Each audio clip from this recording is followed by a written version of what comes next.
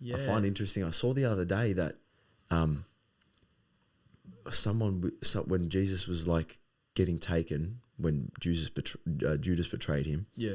they said, one of his disciples whispered in his ear, he's like, he pulled out his sword and I think he tried to kill someone that was trying to take him. Yeah. And Jesus said, put back your sword, like the fool dies by his sword or something like that. The fool dies by his sword. Something along those lines. Yeah, and then later on he said, I have 72,000 angels willing to come through and destroy earth, but at any given moment, like... Fuck, bro. But he didn't. He didn't, yeah. Yes, and the whole thing... I was reading about Judas, actually. There's something really interesting about Judas. Yeah. So the Gnostics, the early Christians, Yep. believed that Judas was actually good. And Judas understood Jesus better than all the disciples. And so Jesus said to Judas, he said, I'm going to give you the task of doing what you're going to do. And there's actually a gospel called the Gospel of Judas. And they talk about this in the Gospel of Judas.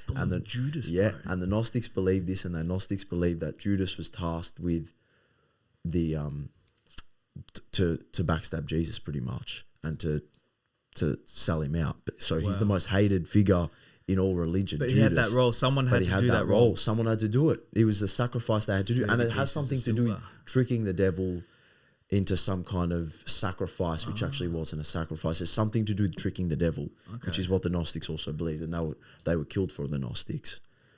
So the early Gnostics. Okay. They got killed. They got killed for believing all these different things. There's so many. The Book of Enoch, the Apocryphon of John. They talk about imagine how many books they archons. had. Imagine how many books they had in the Library of Alexandria before. I know. Well, there's a library called the Nag Hammadi Library, which is where these Nag Hammadi, which is where these apocryphal texts are, and they've been taken out of the Bible. They weren't put into the Bible, and there they talk about like the demiurge. If you know what that is, like the demiurge, they talk about archons. What's the demiurge? Explain it to everybody. All right, so the demiurge, you have these.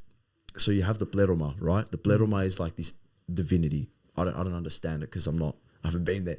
But I mean, maybe my soul has. I don't know. But there's the pleroma, which is where all this divinity is, and there's the one God that comes from there, right? And after that, you have the eons, which are the eons. There's depending on what kind of belief you have. There's 15 pairs in groups of 30 in hierarchical, 30 of them in groups of 2 in hierarchical order.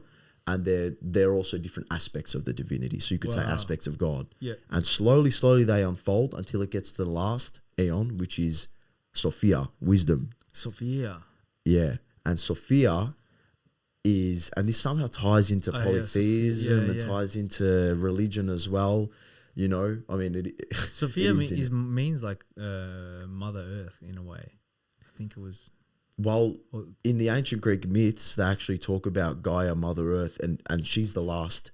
She's kind of where things start to unfold and become a bit crazy. But anyway, Sophia is Sophia unfolds, and then there's some kind of little thing where Sophia kind of falls from grace, the same way, you know, like Lucifer or whatever. There's a falling from grace, which is a common kind of thing that we see, a common motif. And that's where the demiurge starts. And so the demiurge is this creator of earth.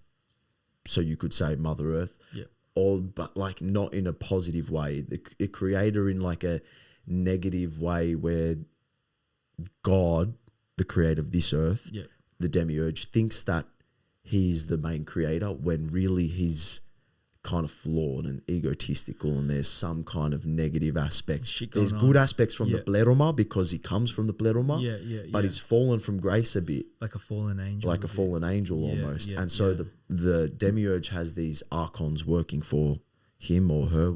I don't know. Demiurge and archons, it just sounds evil too. It kind of do, don't they? And it's got that evil tinge to it. Archons. Yeah. And so the archons, there's a belief that, you know, that they're trying to trap us here, keep us here. I don't know how true that is, but yeah, the archons work for the demiurge. And so the Gnostics believed that the eons felt sorry for us, the humans here, so they inserted something called pneuma into us. Pneuma, which is something from the pleroma, the divinity from the pleroma. And the divinity from the pleroma that comes into us, the pneuma, is like the great spirit, the spirit of life, the same spirit that it's like breath. I think it translates to breath. Prana. Prana, chi, Prana, life force yama, energy, yeah, same thing. yep, Same thing. It's in us. It's not. It's like the soul, but it's a spirit. You it's can like feel it. You can feel it. Yeah. And so you can either nurture this pneuma or you can not the use other it, way, and you can go the other way. So there's the path of light, the path of darkness, right? Exactly. So there's two paths you could take, and the Gnostics said that was the way out was to nurture that pneuma. The way out of the way to enlightenment was to exit that. Yeah. Or else you keep being born here again and again and again. You got 800. I think it is 108 times that you can do this. Before, I think if you do it 108 times, to Vedic it says 108 times, and if you progress up in that, if you keep progressing lower, pretty much like you go to the recycle bin, you get permanently deleted. I think. Underworld. Yeah, well, yeah, that's what happens. You know, like in ancient Indian culture, they believe that if you're good, then you'll get rewarded in the next life, right? Yeah. And then you'll go up on that ladder. But if you do bad things. If you do bad things, you will go down on that ladder. You will be a cockroach. Well, the thing is, the more good things, like the better karma you have, the more good things are going to happen to you. But like, exactly, it's a force multiplier. The stronger your ego is going to be too. So it's kind of like a temptation, right? Fucking oath, bro. Like if you're born with a fucking, you're gonna have I'm gonna make you the sexiest man on earth next lifetime. How easy is it to abuse that, right? you know what I mean? Yeah, well, yeah. Like whatever. Like I'm gonna give you the power of playing piano beautifully. You can either play it to inspire people, or you can play it to, I don't know, get pussy. I don't know. You know, like what's your ego gonna do with that? What's your ego gonna do? You're gonna have a stoic mindset about it. Are you gonna yeah. So yeah, it's interesting. But back to the creation story. So we have that kind of Gnostic thing, but the ancient Greeks believed, which is really, really interesting. Yep. It all started from chaos. Everything started from chaos. Kind of makes sense, but it does. You need order from chaos. Well, you do need, and then exactly there was they talk about chaos ravaging the earth, the world, and then all of a sudden Uranos was created, the sky. Yep. And from Uranos came Gaia, Mother Earth. Yep. And so you have Father Sky and you have Mother Earth. Same, all ancient stories talk about the same thing. You have the up and the down. Yep. And then, so you have you got the divine trinity here. You got chaos. You've got the Sky Father and the Mother Earth. You got the Trinity there. You got the whole Trinity. And then from there came the children, and then Uranos started to turn a bit twisted. He thought, like, my children are going to eat. My children are going to try to take over me with all my power. Yeah, this tremendous power I've got. What do I do? And so, eventually they have battles and whatever. Kronos, the first son, I think they're trapped in Tartarus, which is the womb of Mother Earth, right? The giants. They're trapped in Tartarus, and so I think there was 3 titans that were trapped there. And so Kronos frees himself. Gaia feels sorry for Kronos and says, "Take this diamond scythe, and go cut through. Kill your father or something." Yeah. So he goes, and I think the story is actually that he stabs his balls, whatever. Yeah, so he's searching in the clouds. He finds him, and all of a sudden, blood comes out from the whole sky, and there's a roar, and we can see this roar is like almost like a fucking volcano eruption. Yeah, and so they say for thousands of years there was volcanic eruptions. The sky was red. Yeah, which is what happens when there's a giant volcanic eruption or something. The earth was plentiful and beautiful. There was a party, and then one of those nights he was dreaming, and his dad came to him in his dream and said, "You're going to end up the same way that I ended up. You're going to end up being scared of your children because they're going luck because your children are going to kill you." Yeah, wow. And he thought, "Fuck, my children are going to kill me." But it's kind of like there's a paradox to it, because Kronos ended up eating all his children, the 12 gods. That's right. And Zeus was the last one to not get eaten. Yeah. And they were all in his stomach, right? But the reason they killed him was because he was eating them. If he didn't have that dream, he never probably would have done it. So there's like fate comes into and then play what's as well. Kronos? Kronos is time. It's like Kronos. Kronos is time. So they're all primordial kind of beings of there's like, is there a god of time? Who's to say there's not an actual like like a physical entity, whether it's a physical third dimension or whether it's in other dimensions, there is actually in like an entity of time. Yeah. Fucking. Bro, well, it's interesting that angelology is so interesting. You know, there's all the Which orders one's of your favorite? angels. Archangel Michael. I like the Seraphim. Oh yeah. The Seraphim, you know, like I think they're the highest order, or maybe cherubim is first, but I think it's a Seraphim.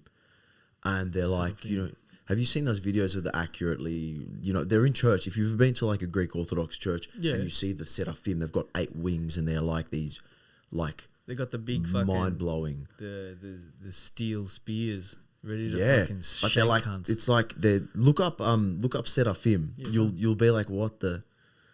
Hey Jamie, look up. We do Jamie's job now. Jamie's been outsourced, bro. Oh, whoa. But yeah, anyway, so the Seraphim. Oh, you didn't delete the first bit. Hey, it's hard. I can't see the keyboard. Oh shit, I can do it here as well, can't I?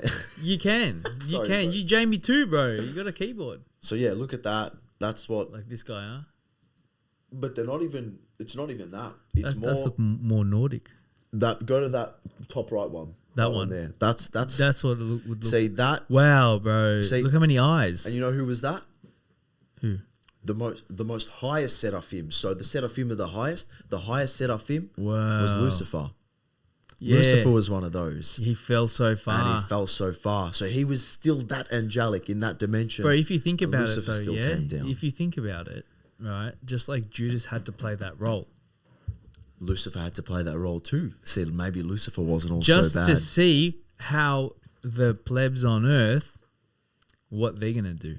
So everyone's playing their role, right, to see how we will play for the great cosmic. How we will play our role. Yeah, you know what I mean. It's all a big role playing game, bro. It's a whole cosmic role playing game. Yeah, it's a massive multiplayer online. It's also a cosmic battle between good and evil. It's not just like chaos and order. It's not just like I'm role playing. You know, at the end of the day, that I'm me. Like, do I even know that you're still good anymore? Are you still role playing, or have you actually taken up?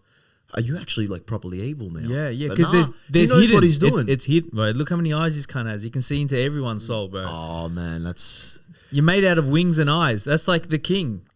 Like you can fly and see everything, all seeing, all going. He's in God mode, pretty much. Pretty much. And Lucifer's the light bearer too, so it's also like.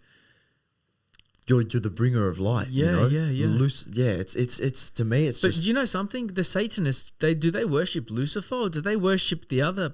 Well, see, I think Satanism is this, but worse. Okay, much worse than this. Yeah. So Luciferianists could be like me, and that people might like proper Christians would call us Luciferians because we might believe in angels, or we might believe in anything else apart from Christ as the Savior. So we might believe in spirits and stuff, whereas they think no, like that's not what God is. You just believe in Jesus for example, Christ. So anything that's away from God, anything that's a little bit away off the path of just pure God, letting God take control, is a bit Luciferian. Okay. So if you do any kind of, and even if they're good rituals, it's still considered like partly Luciferian, but it's not Satanistic. You know, you're far off. You're far off sacrificing children. No, shit, but like, what I mean? What's going on? Because like, there's kind of sacrificing children out there. Probably, you know, I've seen just I live in Frankston, right?